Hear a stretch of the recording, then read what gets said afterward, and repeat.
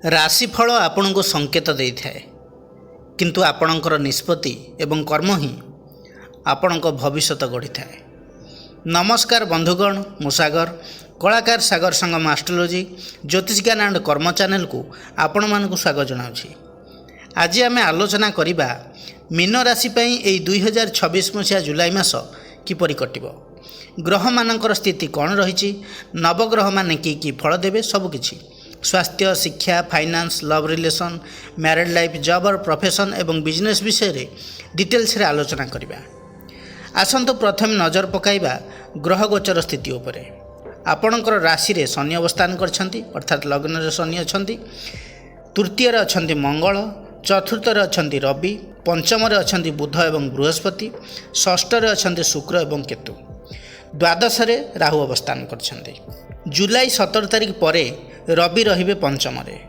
ବନ୍ଧୁଗଣ, ଏହି ବିଚାର ଜନ୍ମରାଶି ଚନ୍ଦ୍ର ରାଶିକୁ ଆଧାର କରି କରାଯାଇଛି। ଯେଉଁମାନଙ୍କର ମୀନ ରାଶି ଓ ମୀନ ଲଗ୍ନ, ସେମାନଙ୍କ ପାଇଁ ଏହି ଭିଡ଼ିଓ ଅଧିକ ଫଳପ୍ରଦ ହେବ ବୋଲି ଆମର ଆଶା ଓ ବିଶ୍ୱାସ।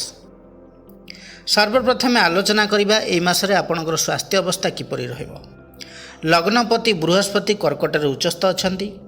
ବୃହସ୍ପତିଙ୍କର ନବମ ଦୃଷ୍ଟି ମୀନ ଲଗ୍ନ ଉପରେ ପଡ଼ୁଛି। ଶନି ଅଛନ୍ତି ଲଗ୍ନରେ। ଉଚ୍ଚସ୍ଥ ବୃହସ୍ପତିଙ୍କର ଶୁଭ ଦୃଷ୍ଟି ଶନି ପାଉଛନ୍ତି।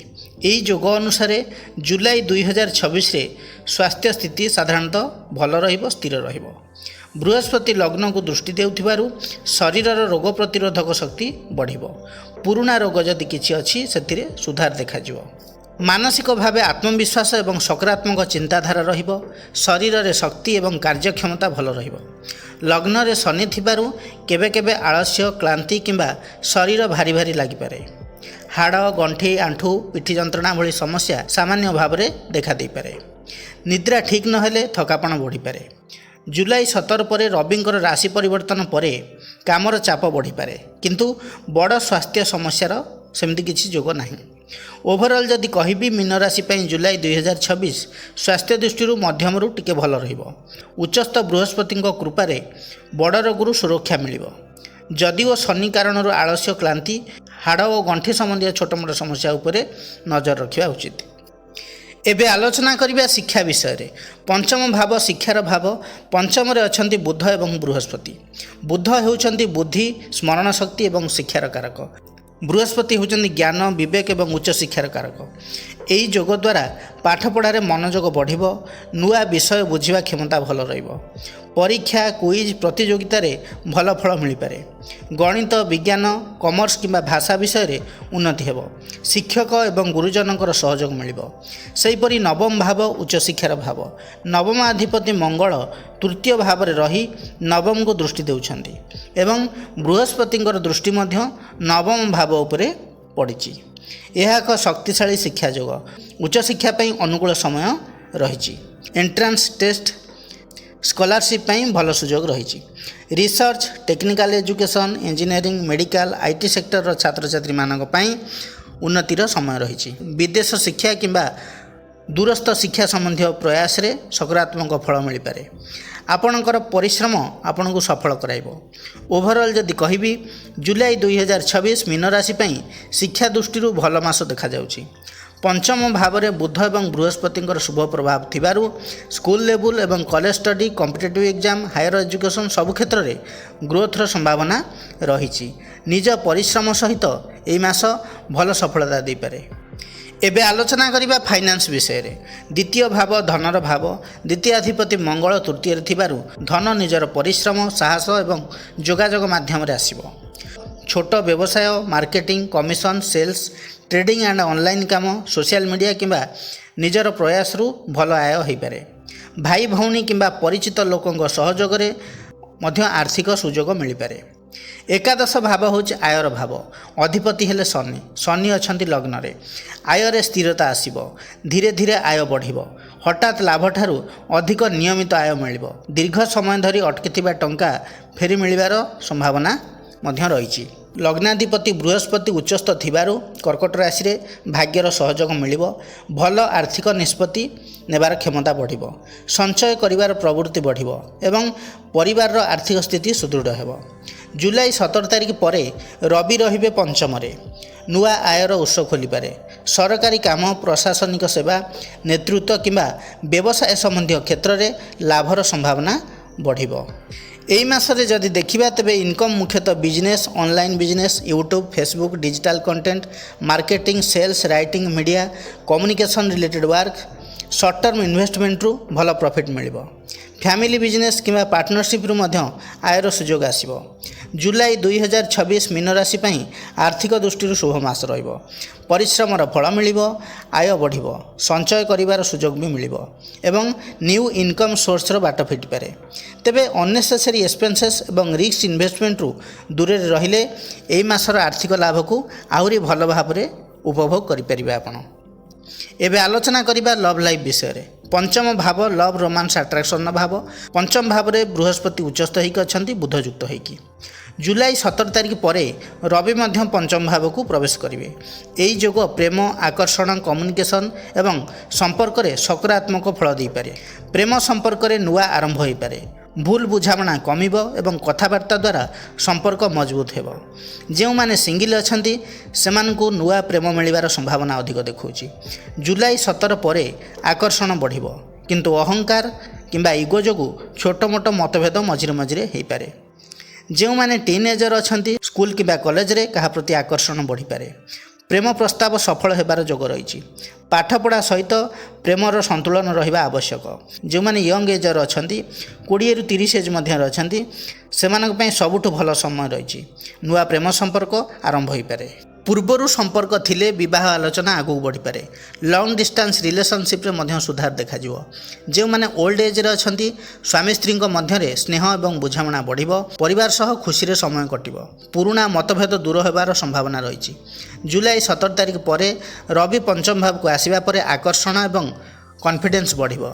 ଲଭ୍ ପ୍ରପୋଜାଲ୍ ଦେବା କିମ୍ବା ରିଲେସନକୁ ଆହୁରି ଆଗକୁ ନେବା ପାଇଁ ଭଲ ସମୟ ରହିଛି, କିନ୍ତୁ ଅହଙ୍କାର ଏବଂ ରାଗକୁ ନିୟନ୍ତ୍ରଣ କଲେ ସମ୍ପର୍କ ଅଧିକ ସୁଦୃଢ଼ ହେବ।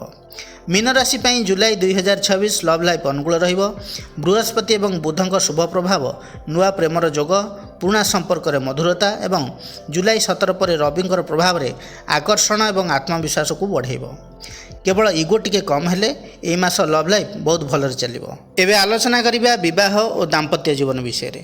ସପ୍ତମ ଭାବ ବିବାହ ଓ ଦାମ୍ପତ୍ୟ ଜୀବନର ଭାବ ତଥା ଜୀବନସାଥୀର ଭାବ। ସପ୍ତମାଧିପତି ବୁଧ ଅଛନ୍ତି ପଞ୍ଚମରେ ବୃହସ୍ପତି ଯୁକ୍ତ ହୋଇକି। ବୃହସ୍ପତି ହେଉଛନ୍ତି ଲଗ୍ନାଧିପତି। 17 ଜୁଲାଇ ପରେ ରବି ମଧ୍ୟ ପଞ୍ଚମ ଭାବକୁ ଆସିବେ। ଏହି ଯୋଗ ଜୁଲାଇ 2026କୁ ମୀନ ରାଶି ପାଇଁ ବୈବାହିକ ଏବଂ ପ୍ରେମ ସମ୍ପର୍କରେ ଅତ୍ୟନ୍ତ ଶୁଭ ମାସ ରହିବ।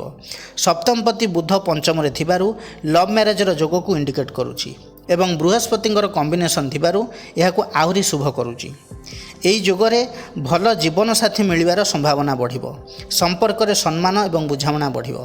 ବିବାହ କଥା ଆଗକୁ ବି ବଢ଼ିପାରେ। ପରିବାରର ସମର୍ଥନ ମିଳିବାର ଯୋଗ ମଧ୍ୟ ଭଲ ରହିବ। ଯେଉଁମାନେ ଲଭ୍ କରୁଛନ୍ତି ସେମାନେ ଆରେଞ୍ଜ ମ୍ୟାରେଜ୍ କରିପାରନ୍ତି, କାରଣ ପଞ୍ଚମ ଭାବ ପ୍ରେମର ଭାବ। ସେଠାରେ ସପ୍ତମପତି ବୁଧ ଏବଂ ଲଗ୍ନପତି ବୃହସ୍ପତି ରହୁଛନ୍ତି। ବୃହସ୍ପତିଙ୍କର ଶୁଭ ପ୍ରଭାବ ଏବଂ ବୁଧଙ୍କର ସଂଯୋଗ ଗୁଡ୍ କମ୍ୟୁନିକେସନ୍, ବୁଝାମଣାକୁ ଦର୍ଶାଉଛି। ତେବେ ପରିବାରରେ ଲଭ୍ ମ୍ୟାରେଜର କଥା ଉଠିବ ଏବଂ ଲଭ୍ କମ୍ ଆରେଞ୍ଜ ମ୍ୟାରେଜ୍ ହୋଇପାରେ ଆଉ ସଫଳତା ବି ମିଳିବ। ଯେଉଁମାନେ ଅବିବାହିତ ଅଛନ୍ତି ବିବାହ ପ୍ରସ୍ତାବ ଆସିପାରେ। ଭଲ ଶିକ୍ଷିତ ଏବଂ ବୁଦ୍ଧିମାନ ଜୀବନସାଥୀ ମିଳିପାରନ୍ତି। ପ୍ରେମ ସମ୍ପର୍କ ବିବାହରେ ପରିଣତ ହେବାର ସମ୍ଭାବନା ଦେଖାଉଛି। ବିବାହ ଯଦିଓ ଏହି ସମୟରେ ନ ହେଲା ତଥାପି କଥା ପକା ହୋଇ ରହିବ।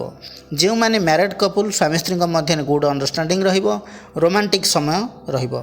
ସନ୍ତାନ ସମ୍ବନ୍ଧୀୟ ଖୁସି ଖବର ମଧ୍ୟ ମିଳିପାରେ। ପରିବାରରେ ସୁଖ ଶାନ୍ତି ବଢ଼ିବ। 17 ଜୁଲାଇ ପରେ ରବି ଆସିବେ ପଞ୍ଚମକୁ। ପରିବାର ସହ ବିବାହ ଆଲୋଚନା ବଢ଼ିବ। କେତେକ କ୍ଷେତ୍ରରେ ଛୋଟ ଅହଙ୍କାର କିମ୍ବା ଇଗୋ ଯୋଗୁଁ ମତଭେଦ ହୋଇପାରେ। ବୃହସ୍ପତିଙ୍କର ପ୍ରଭାବରେ ସମାଧାନ ମଧ୍ୟ ହୋଇଯିବ। ଯେଉଁମାନଙ୍କ ମନରେ ପ୍ରଶ୍ନ ଅଛି କି ଜୀବନସାଥୀ କେମିତି ମିଳିବ, ତେବେ ତା'ର ଉତ୍ତର ହେଉଛି ଶିକ୍ଷିତ ଏବଂ ବୁଦ୍ଧିମାନ ପିଲା ମିଳିବ। ଭଲ କଥାବାର୍ତ୍ତା କରୁଥିବା, ଧାର୍ମିକ ପ୍ରକୃତି, ସଂସ୍କାରୀ, କ୍ୟାରିୟର ଭଲ ଥିବା ପିଲା ମିଳିବ। ପରିବାରକୁ ସମ୍ମାନ ଦେଉଥିବା ପିଲା ମିଳିବ। ମୋଟାମୋଟି ଭାବରେ କହିବାକୁ ଗଲେ ବିବାହ ଓ ଦାମ୍ପତ୍ୟ ଜୀବନର ସ୍ଥିତି ଭଲ ରହିବ ମୀନ ରାଶିର ଏହି ଜୁଲାଇ 2026ରେ। ଏବେ ଆଲୋଚନା କରିବା ଜବ୍ ଅର୍ ପ୍ରଫେସନ୍ ବିଷୟରେ। ଦଶମ ଭାବ କର୍ମର ଭାବ। ଦଶମାଧିପତି ବୃହସ୍ପତି କର୍କଟରେ ଉଚ୍ଚସ୍ଥ ଅଛନ୍ତି ପଞ୍ଚମ ଭାବରେ। ବୁଧ ସପ୍ତମପତି ବୃହସ୍ପତିଙ୍କ ସହ ପଞ୍ଚମ ଭାବରେ ଯୁକ୍ତ ହୋଇକି ଅଛନ୍ତି। 17 ଜୁଲାଇ ପରେ ଷଷ୍ଠାଧିପତି ରବି ମଧ୍ୟ ପଞ୍ଚମରେ प्रवेश करेंगे। बुध बृहस्पति सहित रहिबे। एही ग्रह स्थिति जुलाई 2026 को career, promotion, new opportunity, leadership, name and fame पाई अत्यंत शुभ रहिबो। दशमाधिपति बृहस्पति उच्चस्थ ही पंचम रहूथिबारु आपणकर ज्ञान, योग्यता एवं परिश्रमर मूल्य बढ़िबो। बुध सहित जोग होइथिबारु इंटेलिजेंस, कम्युनिकेशन, प्लानिंग एवं डिसीजन मेकिंग स्ट्रांग हेबो। 17 जुलाई पर रवि जोग दउथिबारु उच्च अधिकारी नजर रे आसीबा एवं दायित्व बढ़िबार संभावना रहिबो। एई मास प्राइवेट कर्मचारी पई भल रहिबो। कामर प्रशंसा मिली पारे। नुआ प्रोजेक्ट किंबा टीम लीडर दायित्व मिली पारे। सालारी इंक्रीमेंट किंबा परफॉर्मेंस बोनस उपरे आलोचना हो पारे। अन्य कंपनी भल ऑफर आपन को आसी पारे। 17 जुलाई पर सीनियर मैनेजमेंट सह संपर्क भल हेबो। सेहीपरि गवर्नमेंट पाई प्रस्तुत करुଥିବା व्यक्तिଙ୍କ ପାଇଁ मासटी उत्साहजनक रहिबो। पाठ पढ़ारे एकाग्रता बढ़िबो। रिटन एग्जाम एवं इंटरव्यू पाई समय अनुकूल रहिबो। मेरिट लिस्ट रे आपणक नाम आसीबो। पेंडिंग रिक्वायरमेंट रे भल खबर मिल पारे। कॉर्पोरेट सेक्टर रे काम करुଥିବା व्यक्ति विशेष मानक पई मासटी विशेष भल होई पारे। लीडरशिप स्किल प्रकाश पाइबो। क्लाएंट मीटिंग, प्रेजेंटेशन एवं नेगोशिएशन रे सफलता मिल पारे। टीम मैनेजमेंट रे प्रशंसा मिल पारे। 17 जुलाई पर एमएनसी रे जॉब किंबा बड़ प्रमोशन हो पारे किंबा रोल अपग्रेड हेबार आलोचना हो पारे। एबे आलोचना करिबा बिजनेस विषय रे। सप्तम भाव बिजनेस भाव। सप्तमाधिपति बुध पंचम भाव में उच्चस्थ बृहस्पति युक्त होकर अच्छा। शनिंकर दृष्टि सप्तम भाव उपर भी रही। बृहस्पतिंकर दृष्टि शनि उपर रही, जहाँ शनिंकर कठोर प्रभाव को बहुत अंश कम करुछि। एही जोग अनुसार जुलाई 2026 मीन राशि पई व्यवसाय क्षेत्र में उन्नति, विस्तार एवं नुआ सुजोगर मास हो पारे। किंतु सफलता शनि कारण धीरे धीरे मिलिबो। पंचम भाव में सप्तमाधिपति बुध एवं दशमपति बृहस्पति थिबारु नुआ व्यावसायिक आइडिया सफल हो पारे। Marketing, trading, education, consultancy, online business, digital service, finance, agency, communication भित्तिक व्यवसाय रे भल ग्रोथ देखा जिवो। नुआ ग्राहक बढ़ी पारंती। पुराना क्लाएंट मानक ठारू पुणी काम मिल पारे। लाभ पूर्व मास तुलन में ए मासरे अधिक हेबो।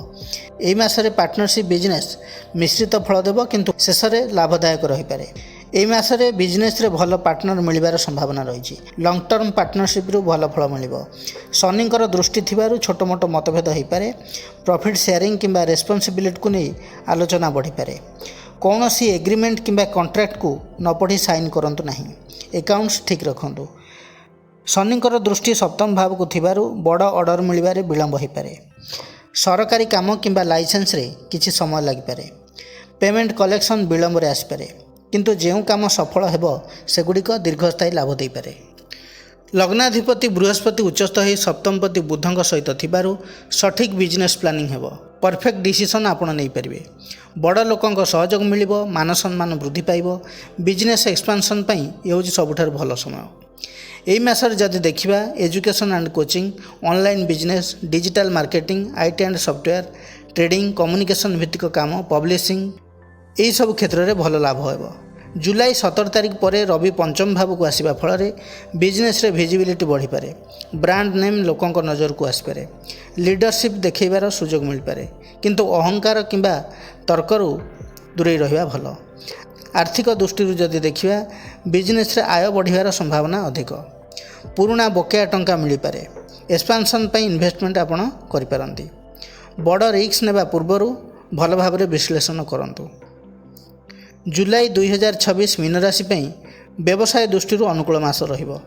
विशेषकर partnership business, online business, consultancy एवं नॉलेज बेस्ड बिजनेस रे उन्नतिर संभावना अधिक देखौछि। मीन राशि व्यक्ति विशेष माने प्रतिकार कौन करेंगे। आपणकर राशि अधिपति हेले बृहस्पति। बृहस्पतिंकर बीज मंत्र को जप करंतु।